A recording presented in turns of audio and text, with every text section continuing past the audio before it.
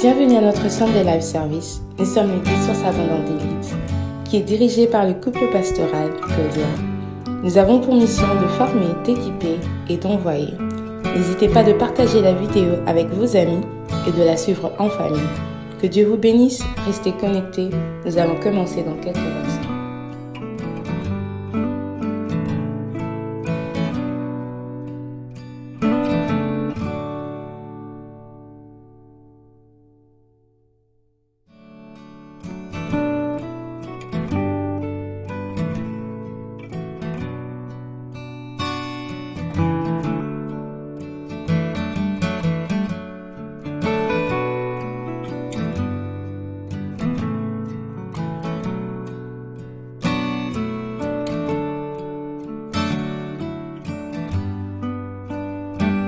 Bienvenue à notre centre de live service. Nous sommes l'église Source Abondante d'Élite, qui est dirigée par le couple pastoral Claudia. Nous avons pour mission de former, d'équiper et d'envoyer. N'hésitez pas de partager la vidéo avec vos amis et de la suivre en famille. Que Dieu vous bénisse, restez connectés. Nous allons commencer dans quelques instants.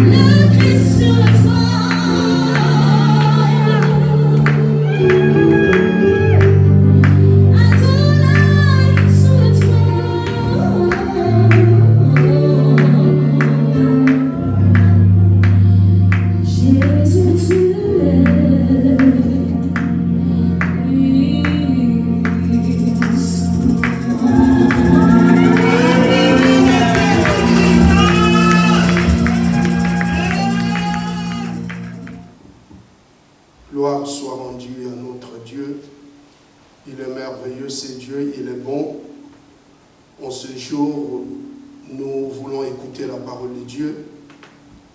Nous vous saluons tous dans le nom merveilleux et puissant de Jésus-Christ. Que le Seigneur soit avec vous et que la paix de Dieu demeure dans vos maisons, dans vos cœurs. Alors aujourd'hui, nous allons ouvrir nos Bibles. Nous lirons Jean chapitre 21, du 15e au 17e verset. Lisons au nom de Jésus. Après les repas, Jésus s'adressa à Simon-Pierre.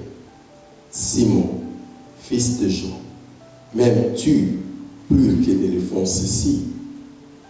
Oui, Seigneur, répondit-il. Tu connais mon amour pour toi. Jésus lui dit, prends soin de mes agneaux. Puis, lui demanda une deuxième fois, Simon, fils de Jean, m'aimes-tu? Oui, Seigneur. Lui répondit Simon, tu connais mon amour pour toi. Jésus lui dit, nourris mes brebis. Jésus lui demanda une troisième fois, Simon, fils de Jean, as-tu de l'amour pour moi?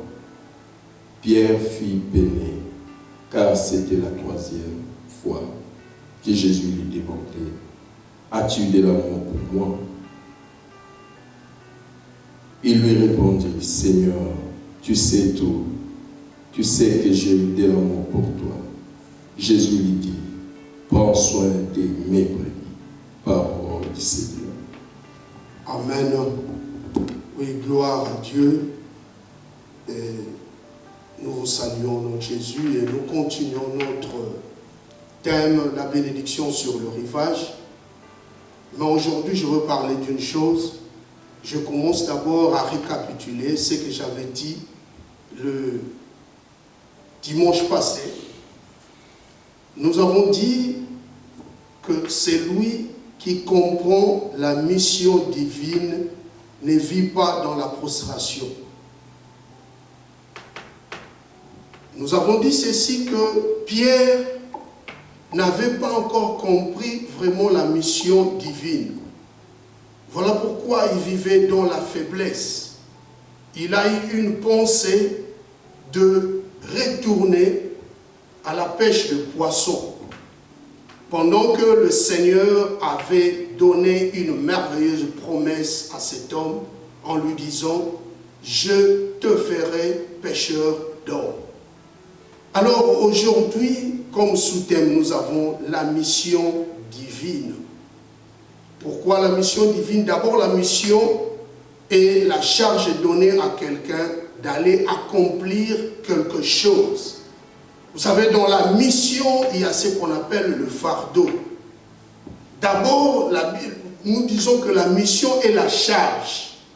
C'est vraiment un fardeau. Chacun de nous doit comprendre qu'en tant que missionnaire, Dieu t'a donné une charge. Mais cette charge-là, tu dois l'apporter, mais aussi aller. Mais pour aller, il te faut des instructions. Sans instruction, tu ne peux pas aller à la mission divine. Vous savez, celui qui ne connaît pas bien la mission divine vit toujours dans l'agitation. Il va s'agiter à tout moment parce qu'il ne connaît pas vraiment la mission divine. Donc, en ignorant la mission divine, l'homme se retrouve dans des situations un peu précaires.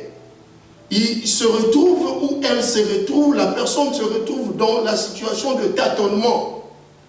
Et elle vit dans une certaine instabilité. Elle peut agir, ou il peut agir dans une situation de précipitation. Il va à chaque fois se précipiter parce qu'il n'a pas bien compris la mission divine. Chacun de nous, la première des choses, il doit d'abord savoir le but pour lequel il est venu ici sur la terre. Vous savez, pour bien accomplir la mission divine, tu dois d'abord comprendre quel but Dieu t'a placé ici sur la terre. Alors, je donne un exemple dans Jean pardon, chapitre 4. Un jour, nous connaissons cette histoire, c'est l'histoire de la femme samaritaine. Un jour, Jésus, la Bible dit, Jésus étant fatigué du voyage, assis au bord du puits à Sichar. Et pendant que ses disciples étaient partis chercher, acheter de vivres, il voit une femme, et cette femme était samaritaine. Mais la Bible dit ceci, que Jésus a commencé à mener une conversation avec celle-ci, avec la femme.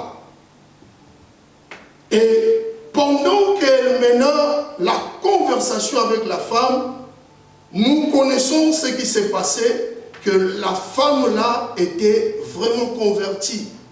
Et elle est partie annoncer dans le village qu'elle a rencontré une personne merveilleuse, un prophète de l'Éternel.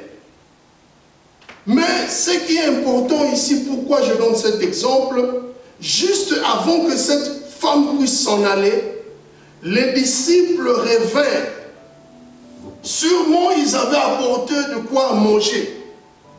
Mais la Bible dit que pendant qu'ils sont revenus, ils ont vu que Jésus causait avec cette femme. Tout le monde se tourna.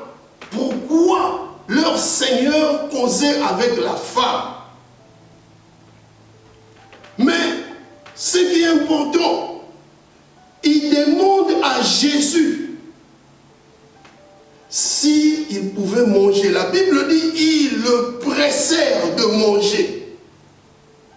Mais Jésus a dit une chose, que j'ai à manger une nourriture que vous ne connaissez pas.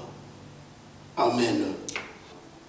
Alors, je dis une chose encore en disant que beaucoup vivent encore dans ce qu'on appelle en français aussi le quiproquo. Le quiproquo, c'est une confusion, surtout des choses de Dieu, parce qu'ils veulent seulement accomplir la mission divine dans un autre aspect d'amour. Pourquoi je dis cela? Quand je lis encore ma Bible dans Jean chapitre 13, le verset 1, surtout dans la version Louis II révisée, la Bible dit, Jésus aima le sien qui était dans le monde, il les aima jusqu'au bout. Amen. Il les aima jusqu'au bout. Ici, on parle d'un amour propre, l'amour du Seigneur envers ceux que lui a aimés, envers ses disciples. C'est un amour qui est propre. Ici, on ne parle pas d'un amour amical, mais d'un amour de sacrifice. Alors pourquoi je parle qu'il y a beaucoup de gens qui vivent dans la confusion ou dans le quiproquo, dans les choses de Dieu, parce qu'ils veulent accomplir la mission divine dans un autre aspect d'amour. Et quand dans la Bible on parle de l'amour, il y a 3 mots qu'on utilise en grec. Il y a d'abord le eros, deuxièmement, il y a le philéo, et en troisième, il y a l'agapao. Alors, le eros, c'est quoi? Le eros, c'est juste le désir, ou la passion. Et le philéo, c'est un amour qu'on appelle un amour d'amitié. Mais enfin, on parle de agapao. Agapao, c'est un amour propre de Dieu. Un amour sans défaillance. Et l'apôtre Pierre, à chaque fois, il vivait dans le quiproquo. Il était toujours dans la confusion. Mais dans notre passage de Jean chapitre 21, la Bible dit qu'après avoir mangé le mets du Seigneur, le disciple se retrouve maintenant devant le Seigneur. Et le Seigneur commence à poser la question à Pierre. La Bible dit, le Seigneur parle à Pierre. Simon, fils de Jonas, m'aimes-tu plus que ceux-ci, plus que les autres? Et Pierre répondit, oui Seigneur, tu sais que je t'aime. Alléluia. Mais pourquoi je dis que Pierre c'était un homme à chaque fois qu'il vivait dans le quiproquo? Vous savez, quand le Seigneur lui posa la question, Simon, fils de Jonas, m'aimes-tu? Et quand Pierre avait répondu, oui Seigneur, tu sais que je t'aime, l'amour que le Seigneur a parlé et l'amour que Pierre a parlé sont deux choses différentes. L'amour que le Seigneur a parlé a posé la question. Le Seigneur lui posa la question s'il aimait vraiment dans le sens d'agapao, le véritable amour. Mais Pierre répondit, oui Seigneur, je t'aime. Il utilise un mot en grec, c'est philéo. Lui, il confond l'amitié et le vrai amour divin. Alors, beaucoup de gens aujourd'hui vivent dans cette confusion, dans ce quiproquo. Dans les passages précédents, quand vous lisez toujours Jean chapitre 13, plus précisément dans le verset 37, un jour, Pierre dit au Seigneur, je donnerai ma vie pour toi. Alléluia. Je donnerai ma vie pour toi. Une telle phrase ne peut qu'être déclarée quand on a le vrai amour ou le véritable amour agapao et non eros ou philéo. Eros, vous savez, eros c'est juste le désir ou la passion. Et le mot eros en grec, il y a encore un autre mot qui sort de eros en grec qui est érotisme, nous connaissons. Alors ça c'est juste le désir. Vous savez, c'est très important d'avoir l'amour véritable. C'est avec cet amour qu'on peut bien accomplir la mission divine. Quand l'homme s'habitue aux choses de Dieu, il éteint l'onction de Dieu et foule la grâce aux pieds. Vous savez, Pierre était un homme rempli de quiproquos. Vous savez, après le confinement, beaucoup de choses vont changer. Et sachez-le, que l'amour de Dieu ne va pas changer. Tout changera. On peut encore nous donner même des mesures très draconiennes pour acheter, pour vendre, pour faire ça, pour aller au supermarché. On peut changer des mesures. Mais laisse-moi te dire que l'amour de Dieu demeurera toujours. L'amour du Seigneur reste parfait. Quand le degré de ton amour pour Dieu est faible, la qualité de ton service pour lui aussi le sera. Plus le Seigneur insistait, plus Pierre se rendait compte de ses quiproquos, de sa faiblesse, et il a compris. La troisième fois, la Bible le dit, il fut attristé et dit, Seigneur, tu sais toutes choses.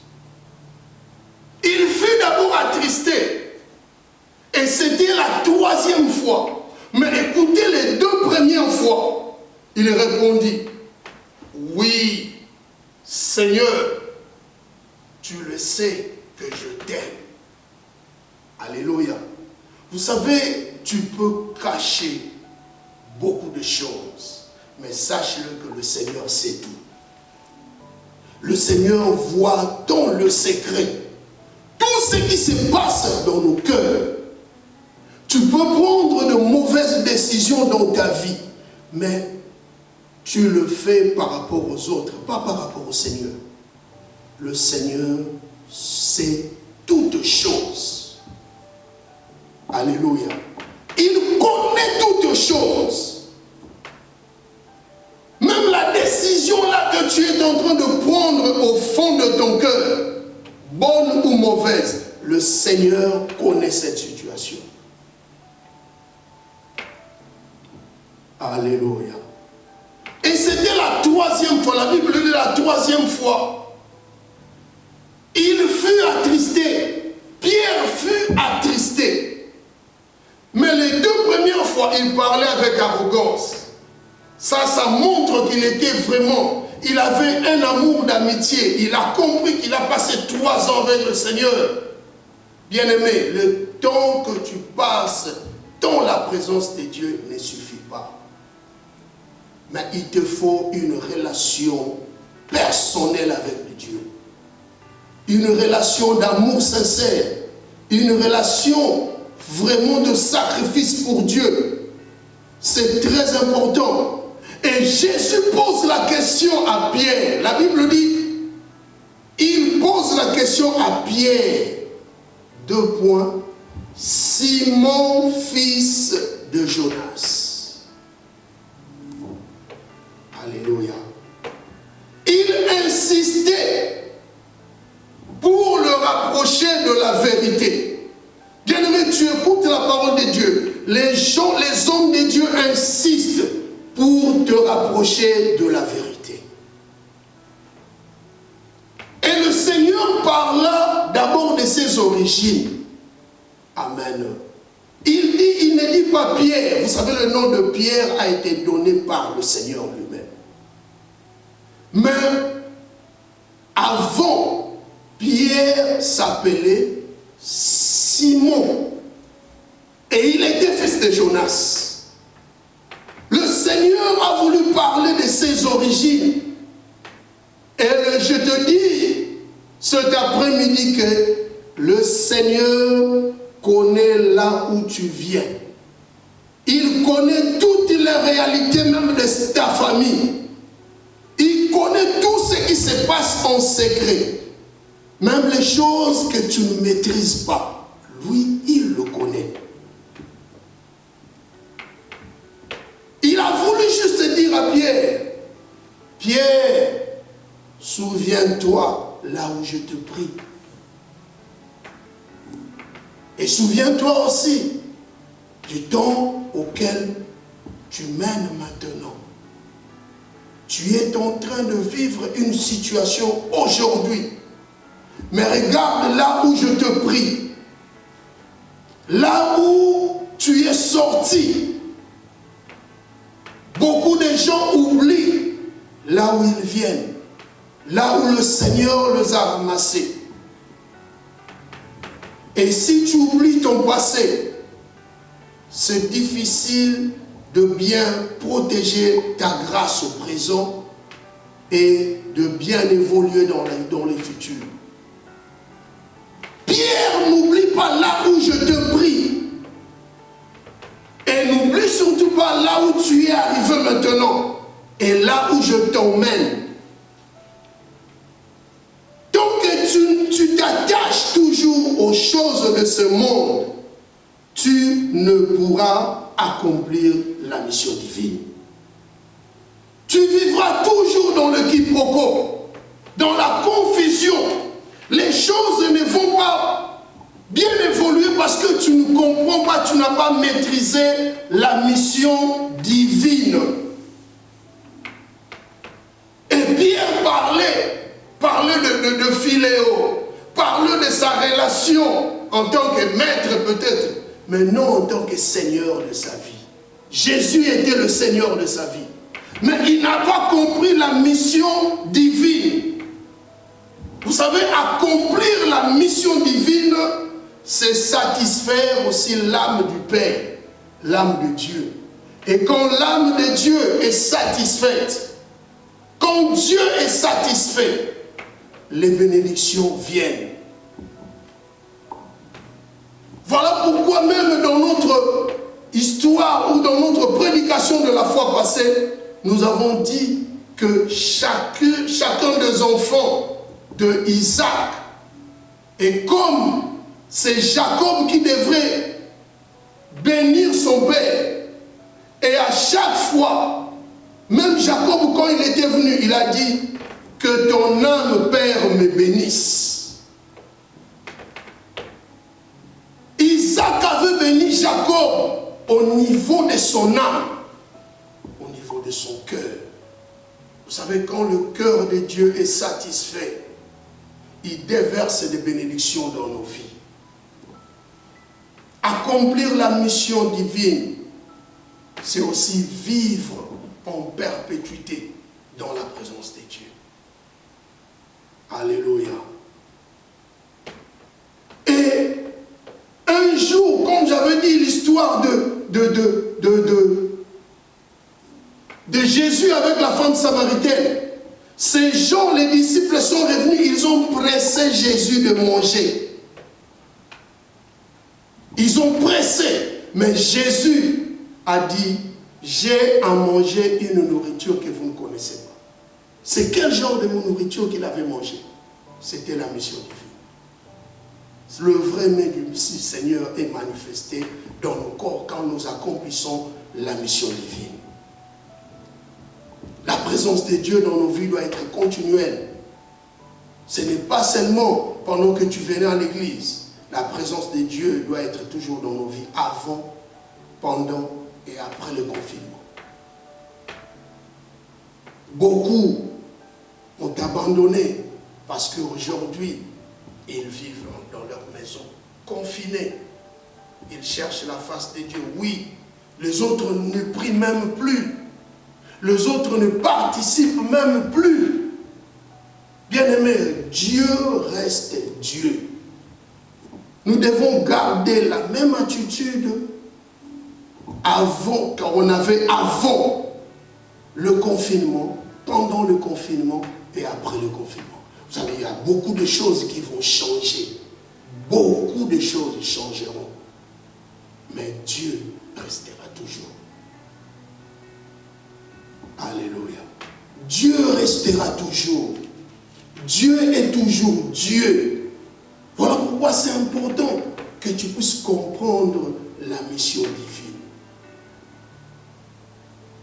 Jésus insistait dans la vie de Pierre. Et Pierre, après avoir écouté 3 fois, vous savez, si on parle de chiffres, il y a beaucoup de choses qui s'est passées. Dieu, peut-être pour toi, c'est la 50e fois que Dieu insiste. Peut-être dans ta vie, c'est peut-être la 60e fois. Dieu insiste toujours pour te ramener à la conscience. Mais tant que tu ne comprendras pas toujours, les choses vont se compliquer.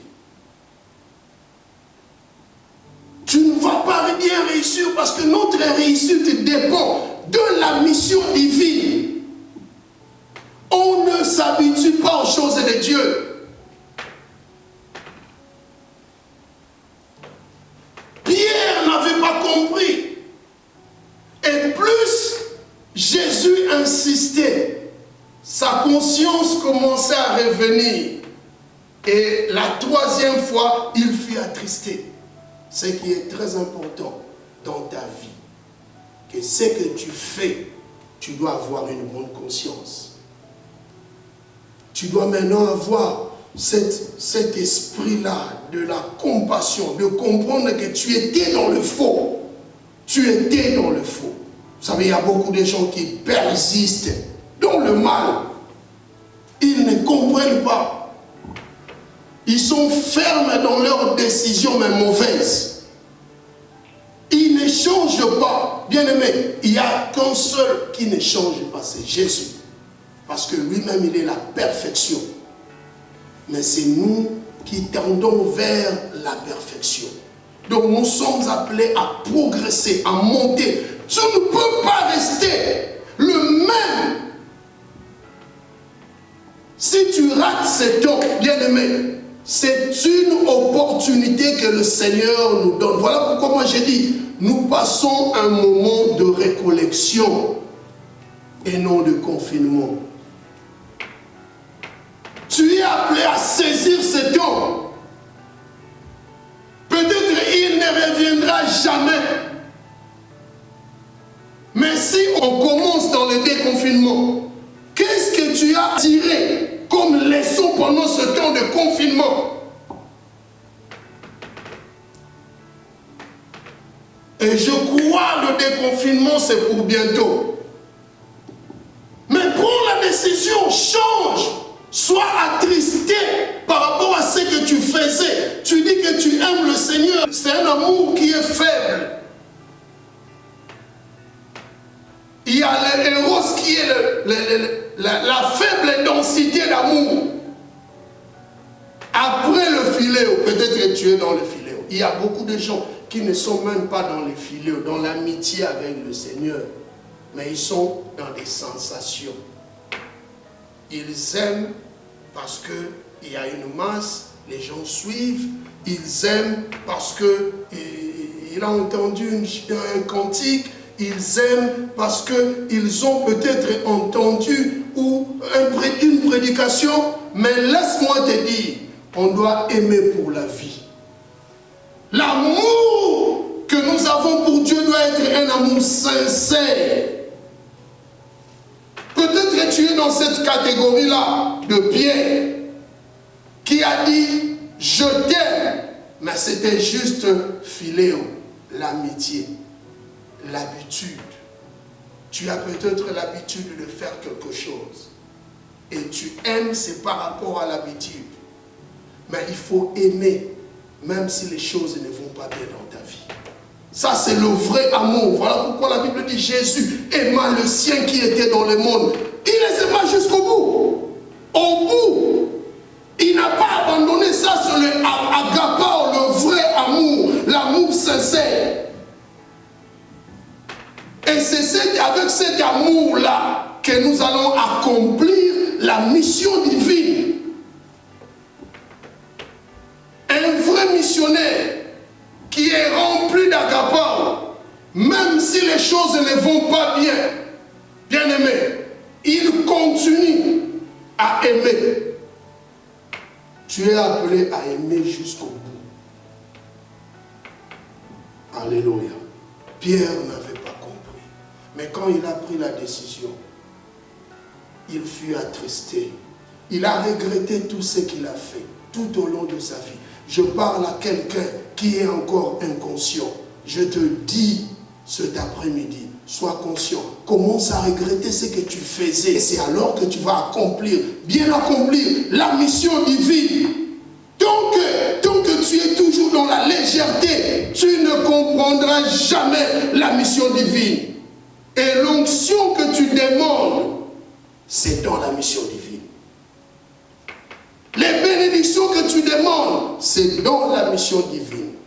Tu ne peux pas être béni abondamment par Dieu sans comprendre sa mission, sans avoir accompli sa mission. Parce que le but même de notre existence ici sur la terre, c'est d'accomplir la mission divine. Voilà pourquoi le Seigneur a dit, ma nourriture, c'est d'accomplir la volonté de Dieu et de faire l'œuvre de Dieu. Qu'est-ce que tu fais pour le moment? Es-tu participant dans l'œuvre de Dieu ou pas? Bien-aimé, attache-toi à ton église. Attache-toi aux hommes de Dieu. Attache-toi au service de Dieu. Attache-toi à l'œuvre de Dieu dans ta vie. c'est alors que tu vas bien accomplir la mission divine et tout changera dans ta vie. Et regrette ce que tu as fait. Parce que les choses mauvaises que tu ne regrettes pas, tu ne peux jamais les changer. Pour bien le changer, il faut connaître que ce n'était pas bien, c'était mal. Nous allons continuer après. Que Dieu vous bénisse.